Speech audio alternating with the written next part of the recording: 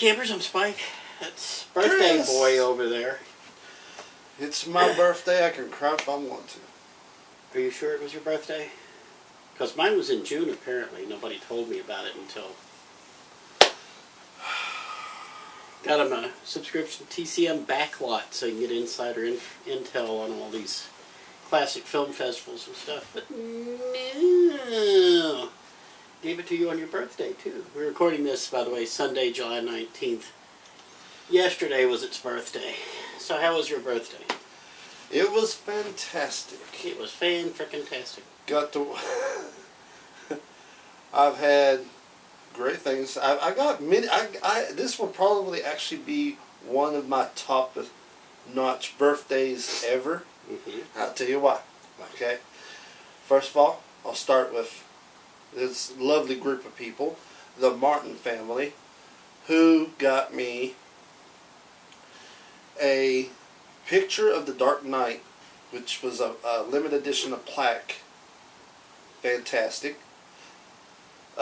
Also painted pictures, portraits, miniature portraits of everybody from the Avengers, which was awesome. And they all pitched in to get me. Guess what I got? Are you ready? A car? No, not a car. What'd they get you? Actually, yeah. Oh, they got you a car? Not just any car. Ecto 1. You don't have a driver's license. How are you going to drive that thing? I don't think I can fit in it. It's a miniature car. Yeah. Oh. Okay. Yeah. Miniature car. And I got what he got me, and his lovely, the person that shall not be named. She who must be nameless. Who, as soon as this is over with, when I get home, I'm going to get on that and hopefully have some great stuff to talk about next time. Which also brings me to something else. We might be doing hopefully, if everything works out alright, we'll have an interview with Brandon Martin. This guy right here actually got to wear his hat. So other than that, and Blake Shelton sucks. I understand. Anyway, go ahead. Yes, and we finished up the whole thing with a movie, Footloose, which apparently my brother has never seen, or his wife, and who must remain nameless. And apparently they hated it. They hated it. Frick, that's 2 hours I'll never get back. I didn't know this until after we watched it. The Wonder Woman 84 trailer before it was more entertaining than Footloose. But true. Actually it was, but anyway. True. It was. But it was awesome. I enjoyed it. Thank you, Martin family. Thank you, my brother. And my sister from wherever she's at right now. Probably in there snarfing all the chocolate cake right now from the Coca-Cola double chocolate cake. Coca-Cola double chocolate cake, which smells amazing. Yeah, anyway.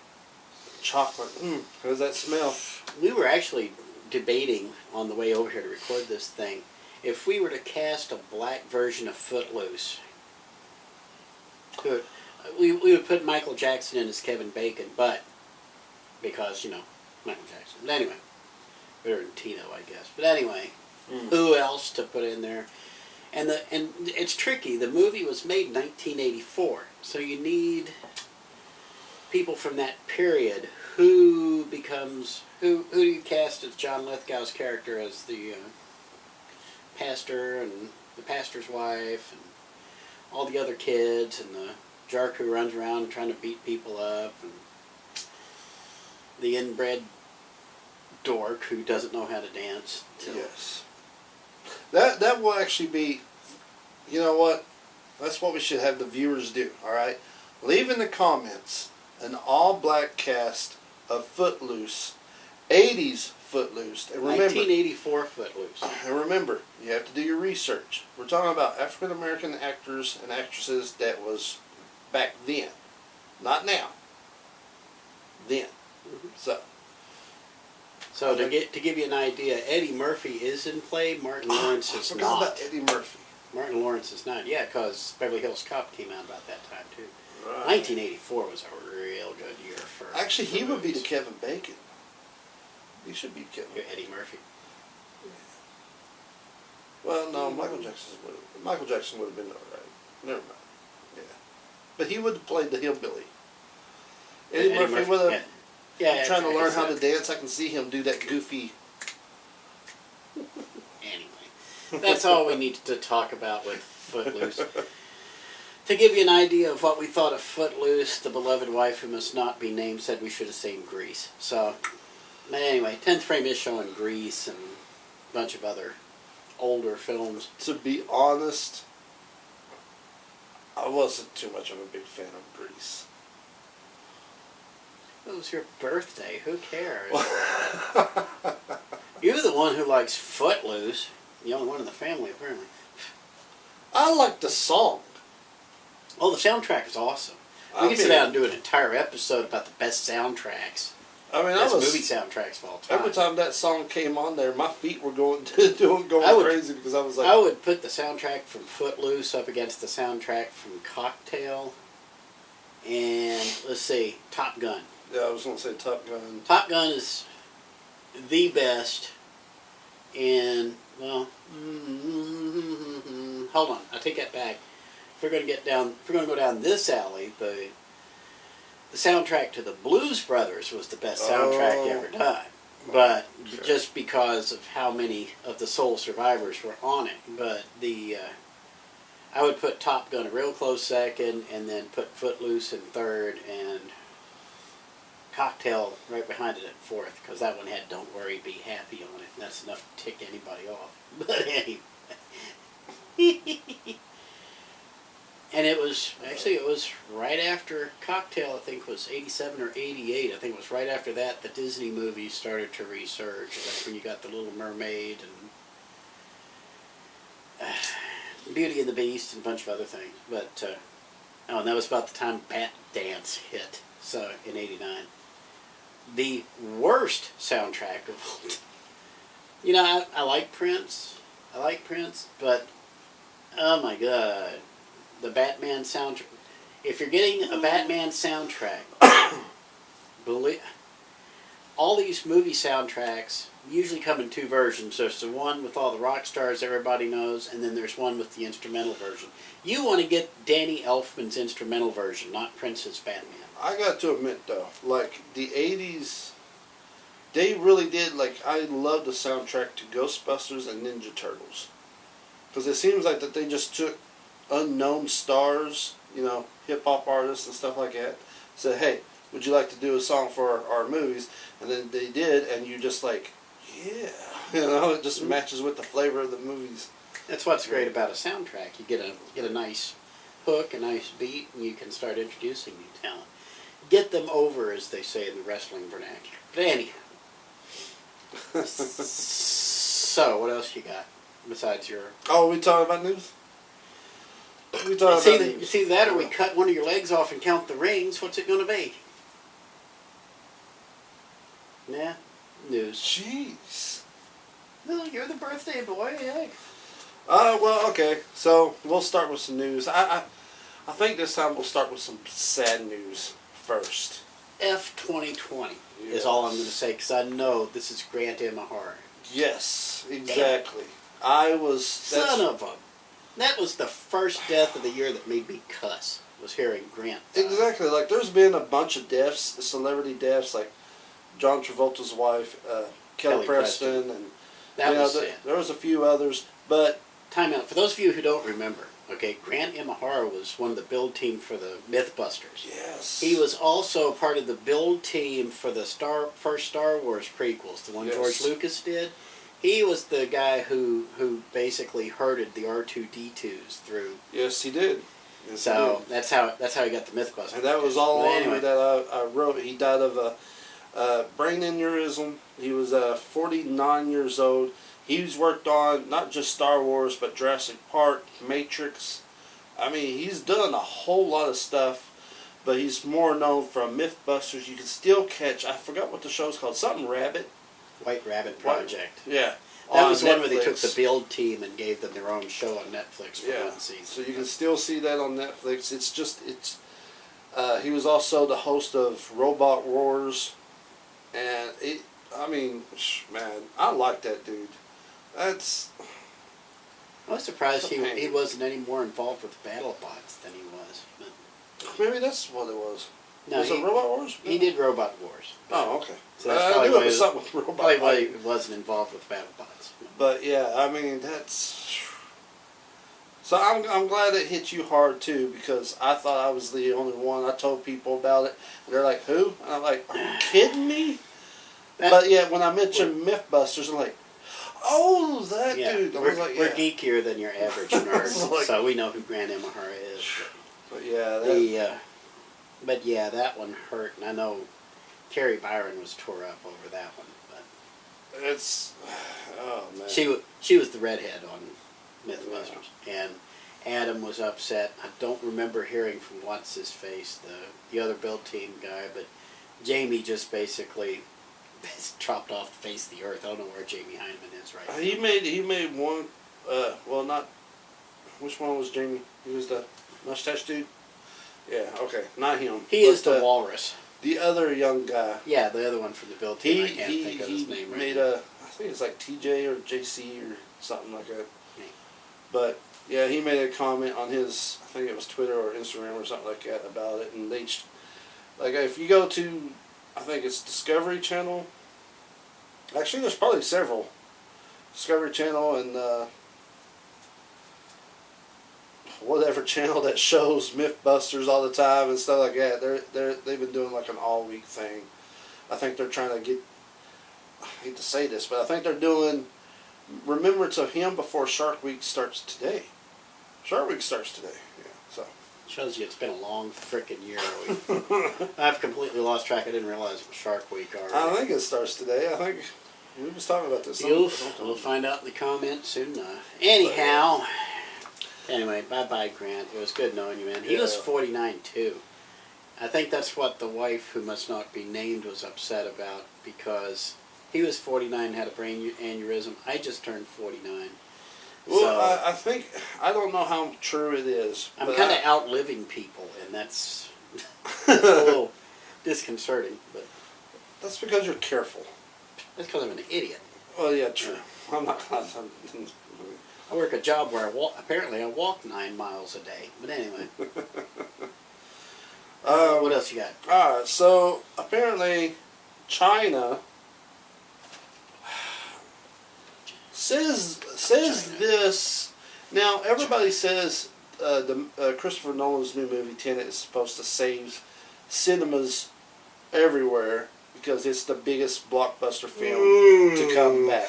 Whatever. Yeah. China is not going to show Tenet, and this is what they say, is because the movie is too long to show in theaters. Well, yeah, it's Christopher Nolan. Of course it's too long. And that's bull crap. I mean, come on. Seriously? Now, hold on, y'all. I'm a student of history. I've seen some of the speeches the Chi-Coms love to hand out, and I mean, they can get long-winded, but now if a movie's too long for the Chi-Coms, then odds are, yeah, you probably need to trim it a little bit there, Chris. But anyway. Really? I just thought they were full I never thought I'd side with the Chinese, but yeah. Wow. I didn't take it like that. I just took it as in they're full of crap because they're, China's not really like Americans, yay, and America's not really Chinese, yay, The Chinese people like them, like America, just like all these other dictatorships. The people like America. It's the dictators that don't, because it might give their people ideas. So anyway. No. It's pretty bad. So have the Chinese gotten to watch Mulan yet? Folks, I've been at 10th Frame Cinema 3 of the last 4 weeks since they reopened, and if I see the Mulan trailer one more time, I'm going to get dragon breath and burn the theater down. Although at least they are starting to get some new trailers in. They showed the one for Wonder Woman 84, like I mentioned. That one, I don't know how in the world they're bringing Steve Trevor from 1914 up to, or 1917 up to 1984, but hey, follow your bliss. Somebody had an idea that maybe Diana was something triggered to where she keeps seeing him, like it's her conscience or something like that, which would be a weird twist, in a way. That would be a weird twist. But it'd be pretty cool, though. Or else it's Hades bringing him back just to F with her. That's something that happened since the mid-'80s. Wonder Woman is now into Greek mythology. So, yeah. Anyway. Which makes sense with the Amazon thing. What else you got? Netflix has started this thing where they have their top 10 most watched movies. Uh-huh. And so Netflix has now have the most highest grossing movie that they have ever made, based off of a comic book.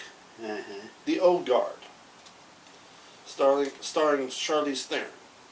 It has reportedly been shown in 72 million homes. Gotta admit, that's an impressive total.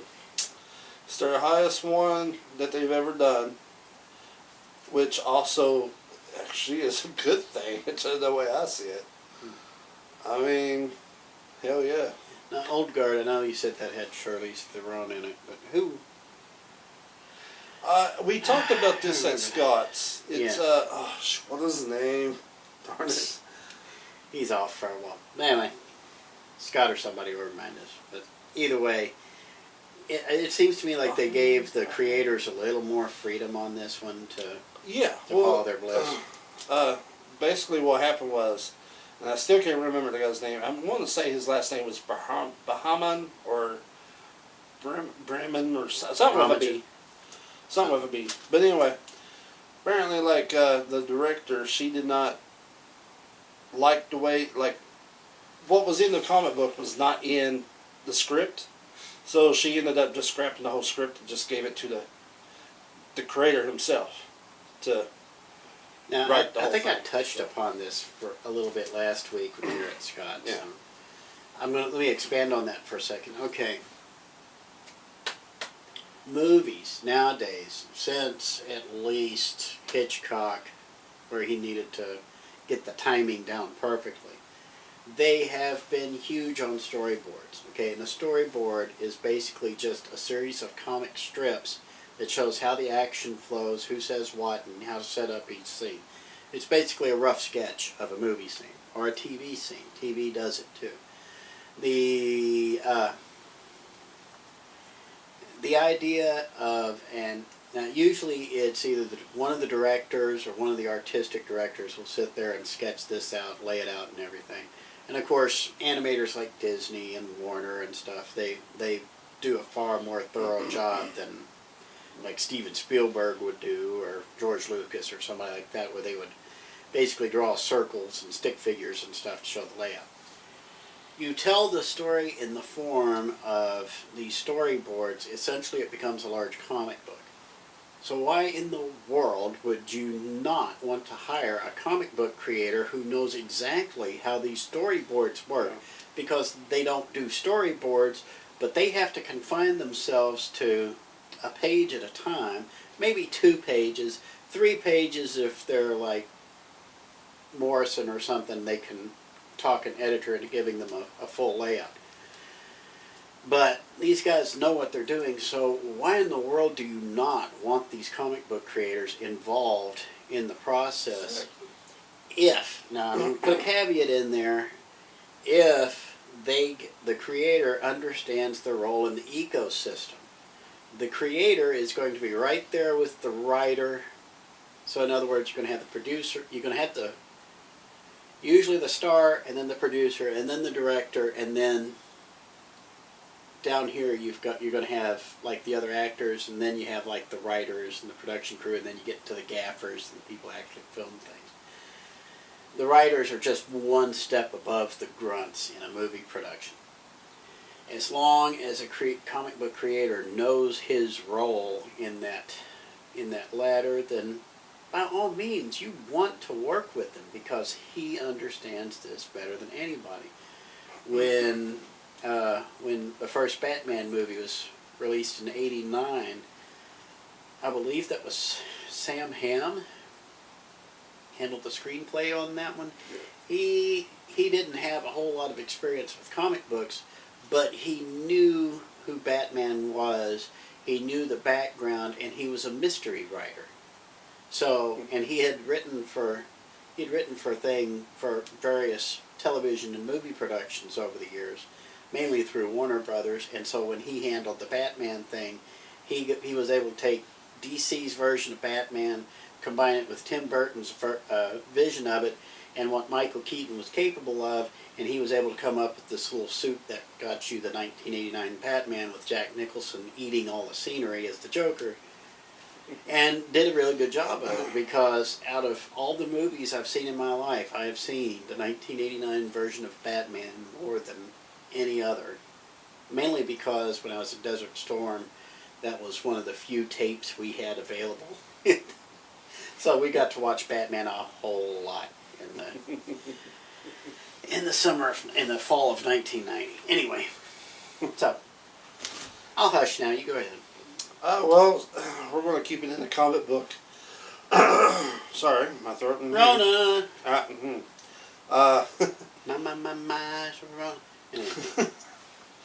Anyway, in the comic book world, guess what? What? Due to the fact that he is on top of the world right now, Keanu Reeves has created his very own comic book, and I got a feeling it won't be too much longer. We'll actually see a movie of his comic book called Berserker.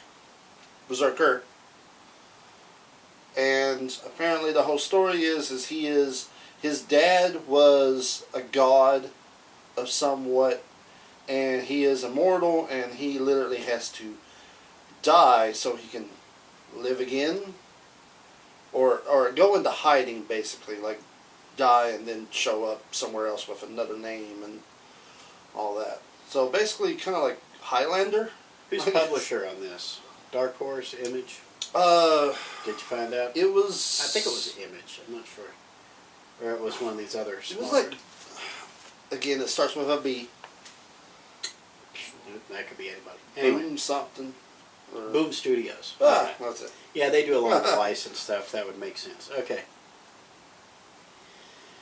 I'm not so much impressed with the comic book, okay? I mean, hey, I'm not going to rush out and get a copy of the first issue of Berserker because Keanu Reeves wrote it. But Keanu Reeves is one of those stars, and there's like one or two every generation who becomes a Renaissance man and starts doing all this outland stuff, all this outlier stuff you would not have expected him to do. Ron Howard, of a previous generation, did that because he was a child star on the Andy Griffith Show. Next thing you know, he's writing, he's directing, he's producing, he's got his fingers in all these little pies and stuff. Kevin Smith is another one. He likes to bounce around through different genres of the... I wouldn't read one of his comics for nothing, but hey. And Keanu Reeves is one of those. Tom Hanks is a leading example of that, because Tom Hanks and Jeff Johns is more of a behind-the-scenes one, but he's another multi-threat. So it's good to see that there are people with the talent out there. If Keanu's stretching his fingers out and Boom's willing to give him a chance for it, hey, more power to both of them. And I can only imagine how many, if word of this actually catches on, I don't know if it would save the comic book industry, but it would be a nice bright spot to... Well, all I can say is I believe that something good will come out of this, because Keanu Reeves is already in a new video game that is coming out called Cyberpunk, and nobody really cared at first, but when they found out that Keanu Reeves was in it, people are not shutting up about this. They cannot wait for the game to come out. Yeah, because it's Keanu Reeves. Exactly. And So Keanu Reeves has his fans, just like Tom Hanks has his fans. I think that this might be a good opportunity for comic books to start, you know, throwing in that money to get those comic books. There's nothing wrong with stunt casting, which is what that is. Boom Studios is probably going to throw about $50,000-$60,000 into the production of this first issue of this comic book, and then probably have to pay however much to actually publish the thing and distribute. But the fact that if I'm Boom Studios and I've got the first issue of Keanu Reeves' Berserker, I'm going to make sure it says Keanu Reeves on there and a little in foil right above Berserker, and then I'm not going to sell any ads in it. I'm going to advertise every other one of my books inside. That would be smart. Just to let them know you can come back to this comic shop and get any of these books. They're already out. I wouldn't advertise future ones. I would say if you like this, try this one.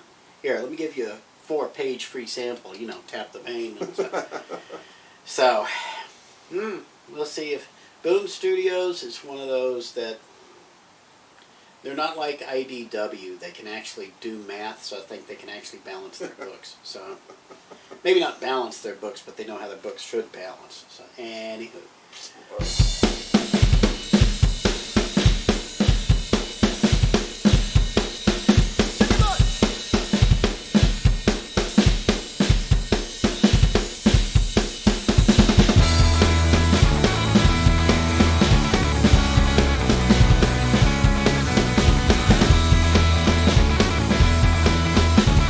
Donald Trump don't trust China. China is asshole.